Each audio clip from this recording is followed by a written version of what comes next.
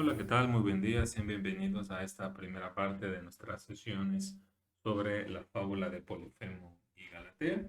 En esta primera parte solamente vamos a hacer una introducción muy rápida a la génesis de esta obra poética de Luis de Góngora. Y la siguiente parte de la clase va a ser complementada por una lectura de las Metamorfosis de Ovidio, precisamente de el canto que precisamente habla de este mito de Galatea y de Polifemo. Entonces, pues para dar inicio, vamos a comenzar situándonos un poquito antes de que la fábula de Polifemo y Galatea pues empezara a a distribuir y empezar a hacerse conocer por los principales círculos poéticos y también en otro tipo de esferas. Y bueno, para eso hay que recordar que Lope de Vega, este que ven aquí, Lope de Vega hacia el año en 1604, él había comenzado un ambicioso proyecto narrativo que va a dar inicio con una de sus magnas obras, que es el peregrino en su patria. Y con esto, bueno, pues además de esto ser un juego exquisito de lenguaje, porque bueno, uno no puede ser peregrino en su propia patria. Generalmente uno cree que un peregrino siempre va hacia otro lugar ajeno a su patria, pero esto pues de alguna manera genera toda una suerte de significados pues variados que van a ayudar mucho a la obra que estamos comentando de Lope de Vega. Entonces, pues de alguna manera el madrileño, Lope, pues él quería situarse en la gloria de la prosa, pero bueno, esto va a ser opacado cuando al año siguiente, en 1605, pues llegue ni más ni menos que Cervantes a presentarle al mundo su Quijote y bueno, habrá que esperar hasta el año 1615 cuando salga la segunda parte del Quijote, con lo que de alguna manera uno puede pensar que pues está el trono de la narrativa pues le había sido impedido a Lope de Vega, pero bueno, al menos no había sido así en lo que tenía que ver con el teatro. Aquí sí Lope se habría granjeado toda una serie de éxitos, aunque hay que decirlo, eso no quiere decir que su teatro no recibiera crítica, pero sí hay que ver que en eso, en el teatro, pues Lope había granjeado pues éxitos y triunfos constantes, ¿no? Entonces, pues podemos decir, además que él es el renovador del teatro en España, y por supuesto, pues ya tenía este lugar el ganado, ¿no? Y tenía varios imitadores. De hecho, generalmente se habla del teatro, se divide el teatro de España en dos partes, por algunos historiadores de literatura, por un momento el ciclo de Lope y el ciclo de Calderón. Y el ciclo de Lope bueno, es aparte de lo que escribe Lope de Vega, pero a los varios escritores y dramaturgos que fueron influenciados por Lope y trataron de escribir a su modo, ¿no? Entonces fue el modelo a imitar porque se reconoció la grandeza de Lope de Vega. Así que sí, el terreno de lo que es la narrativa ya había estado ganado por Cervantes, y en el teatro ya Lope de Vega, pues él era el exitoso y el triunfador.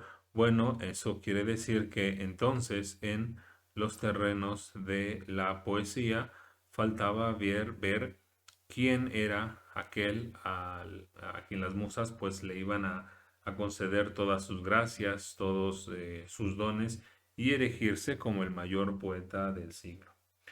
Entonces, de este modo, Lope de Vega, a 1609, saca a la luz un poema extenso que se llama La Jerusalén conquistada, donde, bueno, Lope de Vega trata ahí los aspectos históricos de la Tercera Cruzada, pero bueno, integra por ahí algunos personajes españoles que no participaron. Entonces, bueno, esto a algunos no les habrá gustado, pero bueno, el motivo para la redacción de esta epopeya trágica, como la llama Lope de Vega, pues parece ser que fue, en sus propias palabras, cito, con ánimo de servir a mi patria, tan ofendida siempre de los historiadores extranjeros. Sin embargo, la Jerusalén conquistada, a pesar de que en estas palabras uno podría pensar que Lope de Vega pues le imprimió mucho, pues buena parte de su tiempo. Bueno, en realidad terminó por constituir un fracaso para Lope. Se le acusa a la Jerusalén conquistada de ser en partes confusa, de ser también inconsistente. En otros críticos, bueno, la consideran, bueno, que carece de un plan en toda la obra, de un plan constructivo.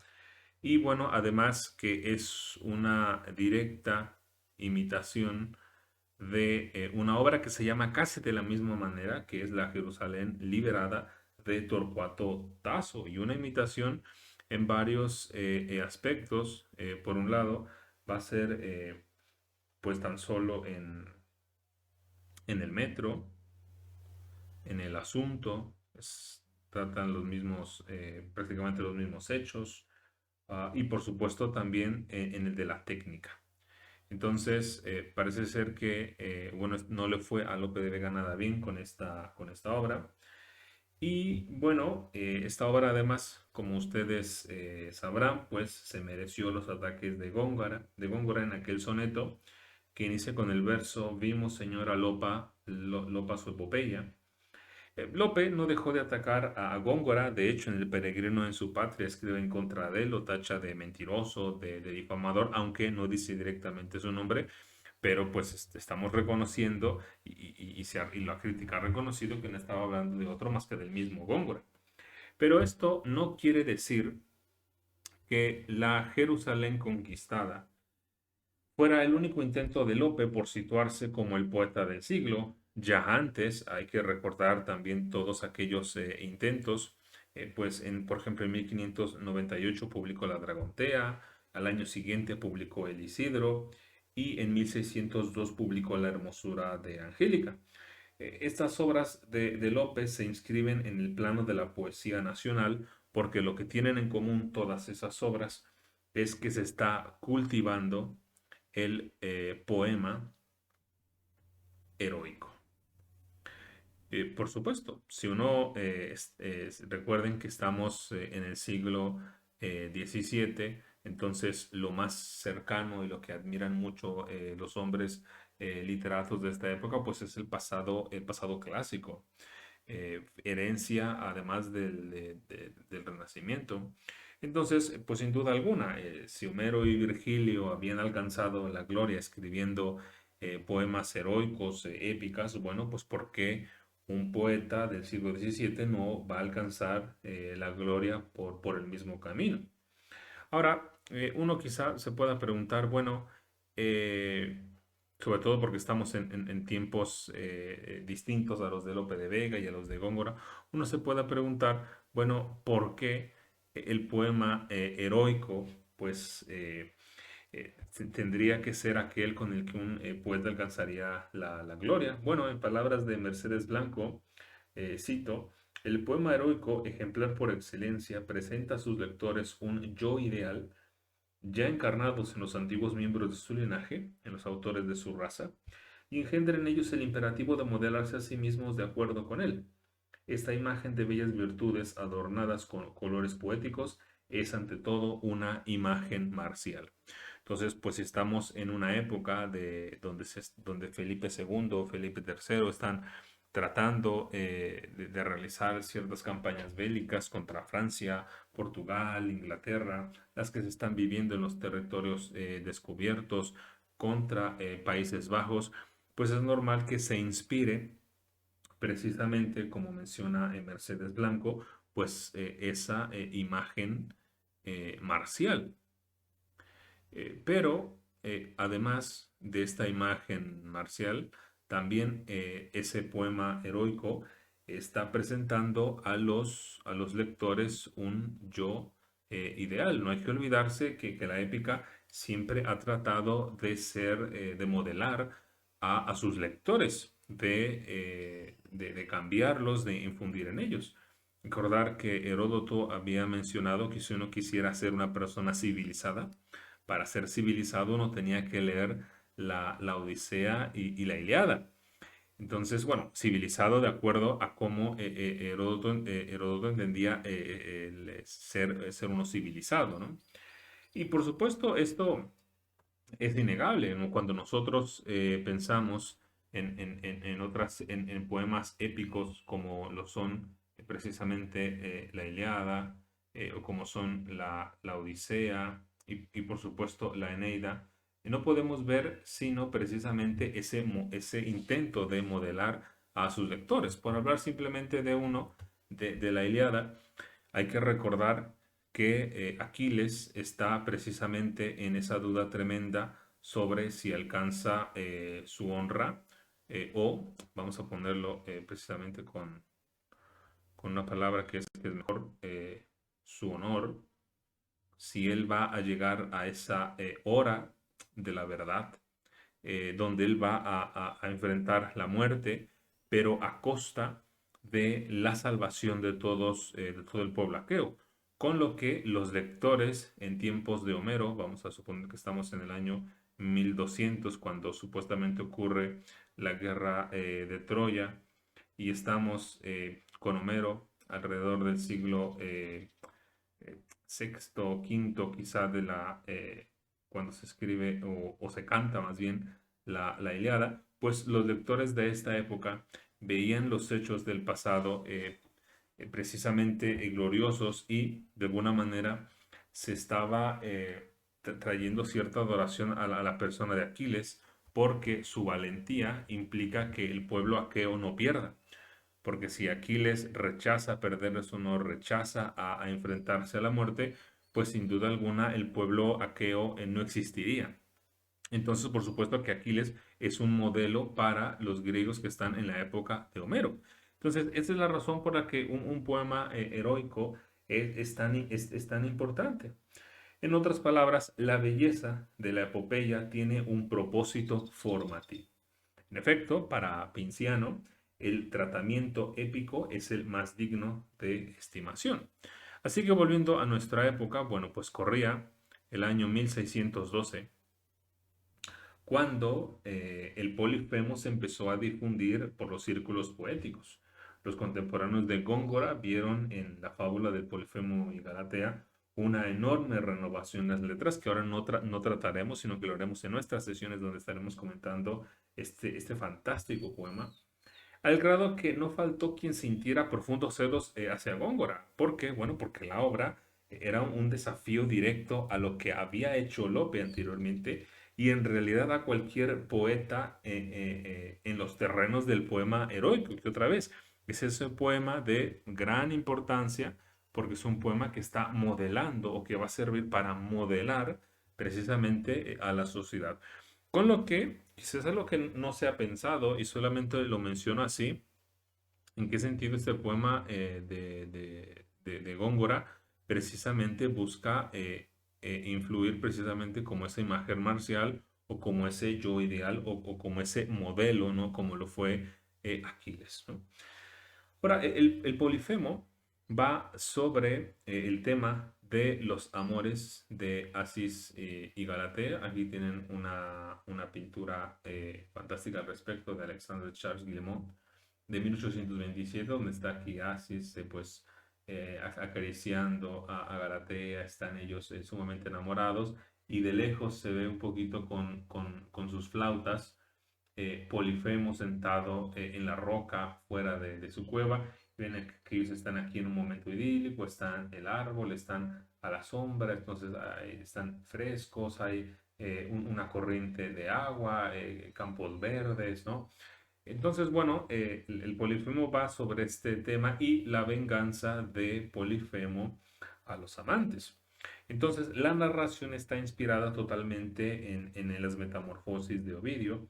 Entonces, en otras palabras, es una historia tomada del mundo mítico, que si recuerdan es prácticamente uno de los requisitos, bueno, entre tantos requisitos para, para construir un poema heroico. Ahora, también la fábula de Polifemo y Galatea, bueno, antes vamos a poner esto aquí, vamos a poner mundo mítico a esta primera característica, pero otra también va a ser el metro. Y por supuesto, aquí la estrofa ideal y en la que va a estar el Polifemo y Galatea, pues va a ser la octava, la octava real. Entonces, Góngora está precisamente en estos terrenos que quiso o que pisó también Lope de Vega, intentando precisamente ser ese gran poeta del siglo. Por supuesto, hay inserción de elementos narrativos a lo largo del poema. Otro de las características que podemos utilizar, bueno, pues es el empleo de epítetos. Ah, y bueno, entre ellos, bueno, la aparición de catálogos, ¿no? Entre, bueno, varias cosas que podríamos aquí enumerar que son parte de los poemas heroicos. Y bueno, si bien el poema, porque bueno, a lo mejor están pensando, bueno, pues si está siguiendo todo esto, seguramente se trata de un poema sumamente extenso. Bueno, es todo lo contrario. Este poema, la fábula de Polifemo, es más bien breve. Y si bien no posee la estructura o la extensión, perdón, del Iliada o la Eneida, es porque se trata el Polifemo de un epilio. Y bueno, un epilio es una épica en miniatura. Y bueno, hay muchos ejemplos en la literatura clásica. Está el Éjale de Calímaco, el Cíclope enamorado de Teócrito, la Europa de Mosoco o las bodas de Tesisipeleo de Catulo. Además, hay que decirlo, el epilio no solamente es breve, sino que tiene un carácter más descriptivo que lo que sería la épica mayor, ¿no? Y más descriptivo que narrativo. Entonces vamos a ponerle más descriptivo y es menos narrativo.